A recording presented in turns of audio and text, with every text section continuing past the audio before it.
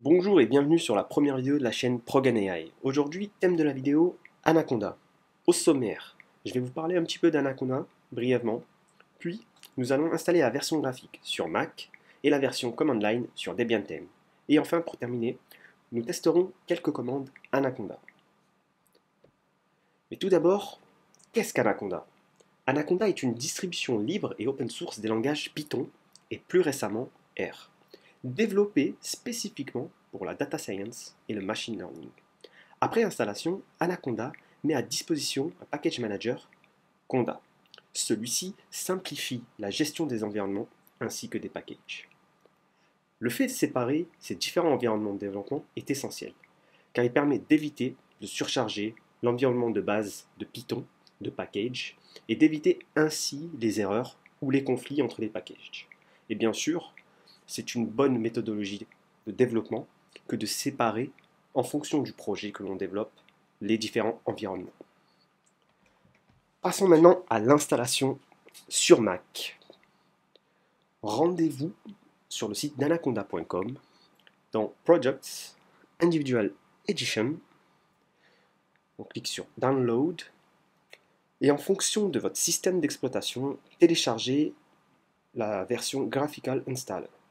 Moi, je l'ai déjà installé, enfin je l'ai déjà téléchargé pour gagner du temps. On va la retrouver ici. Vérification, très bien. Oui, pas de souci. Donc on tombe sur cette interface graphique d'Anaconda, introduction. Ok, on continue, rien de compliqué, on continue. On accepte. Concernant la destination, hop, ok. Maintenant, sur le type d'installation, on peut personnaliser le type d'installation. Donc là, dans personnaliser, vous voyez que on vous indique Modify Path. Alors, ça consiste en gros à ce que Anaconda, lors de l'installation, ajoute Anaconda directement dans le path.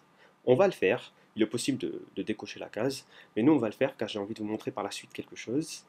Donc on continue, installation standard, ok, installé, et c'est parti. Donc ça va prendre quelques minutes. On se retrouve après l'installation.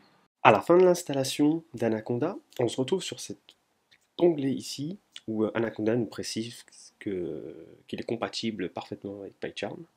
C'est super. Clique continuer et on ferme. L'installation est terminée. Je conserve le package. Maintenant, je vais lancer le terminal et je vais vous montrer un petit peu ce qui va se passer.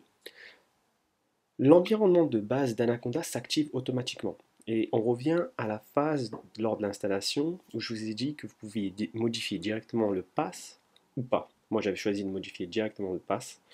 Mais maintenant, ce comportement, moi, ne m'intéresse pas du tout. Donc, je vais aller modifier ça dans le bash profile. Donc, je vais commenter toutes ces lignes-là pour pas qu'Anaconda s'active lorsque je lance un terminal. Par contre, je vais bien faire l'export d'Anaconda pour pouvoir l'utiliser.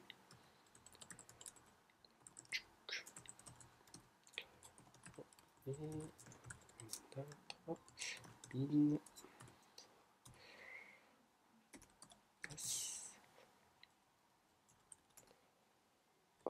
vais quitter le terminal, on relance. Donc, parfait, ça marche bien. Conda est bien accessible depuis le terminal et du coup l'environnement de base ne s'active pas. Si maintenant je souhaite activer l'environnement de base, je peux le faire, non pas en passant par la commande conda, mais en faisant tout simplement source activate base. Par la suite, je peux, comme je le souhaite, activer les commandes de Anaconda. Donc cette commande-là me permet de lister les environnements disponibles. Donc actuellement, il n'y a que base. Avant de passer à l'installation d'Anaconda sur Debian, allons voir un petit peu ce que propose l'interface graphique d'Anaconda que l'on vient d'installer. Je l'ai déjà ouvert. Ok. C'est plutôt joli. Ils ont un peu amélioré le design, j'ai l'impression, par rapport à la dernière version. Ils ont ajouté des nouveaux logiciels. Datalore, je ne connaissais pas, Online Data Analyst Tool. Ok, c'est pour analyser les données. IBM Watson Studio Cloud. Ok, pas mal. Comme dans la version précédente, il y a toujours Jupyter Lab. Jupyter. Ils ont intégré PyCharm. Ok, Qt Console. Ok, ça y était déjà. Spider, VS Code aussi. Bluebeans. Ok, Orange Free. Ils ont aussi intégré PyCharm Professional. D'accord, et RStudio, on était déjà au courant. D'accord, très bien. Donc n'hésitez pas à aller tester les logiciels accompagnés d'Anaconda. Ça peut être intéressant. En général, moi je préfère les installer seul, mais franchement, maintenant je pense que je vais plutôt utiliser Anaconda. C'est super intéressant. Je vais m'intéresser à ces deux nouveaux logiciels là, Datalore et IBM Watson Studio Cloud. Ça a l'air intéressant, donc ok. Anaconda continue d'améliorer son offre, c'est top. On se retrouve pour la suite de cette vidéo sur une instance Debian 10 lancée à partir de VirtualBox. Donc, j'ai déjà préparé la première commande à exécuter.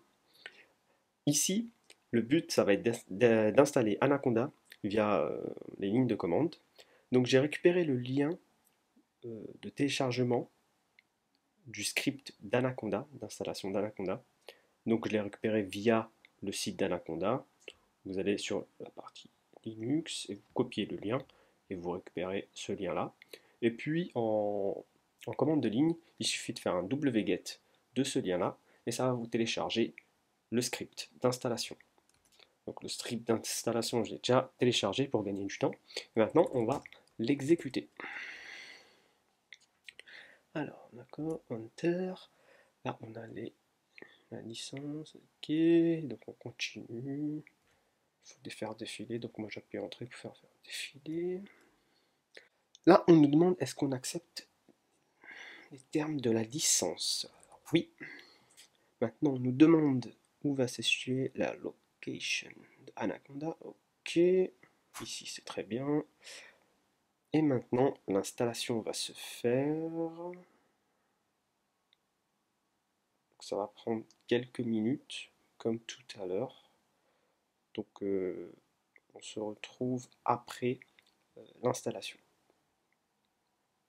Après l'installation d'Anaconda, on va vous demander si vous souhaitez que la commande conda init soit exécutée. En fait, la commande conda init a le même effet que tout à l'heure lors de l'installation sur Mac de modify path.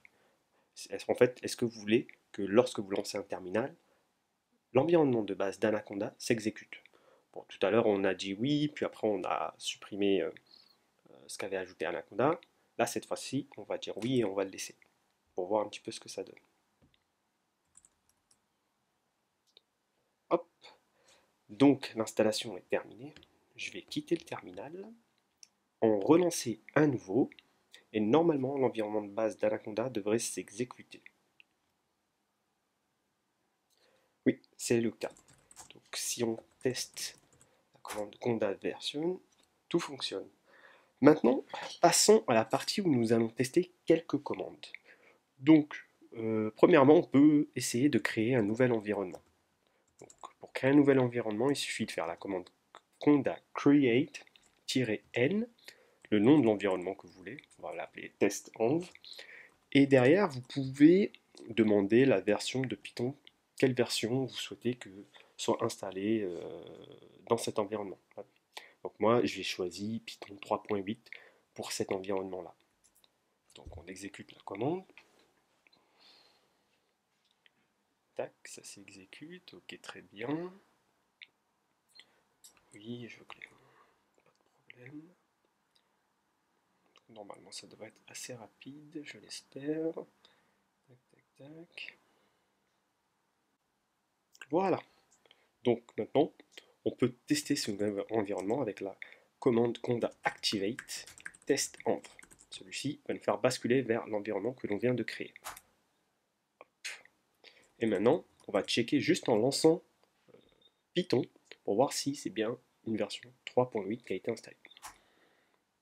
Et comme vous voyez, l'installation la version de Python qui a été installée est bien 3.8 et même 3.8.5.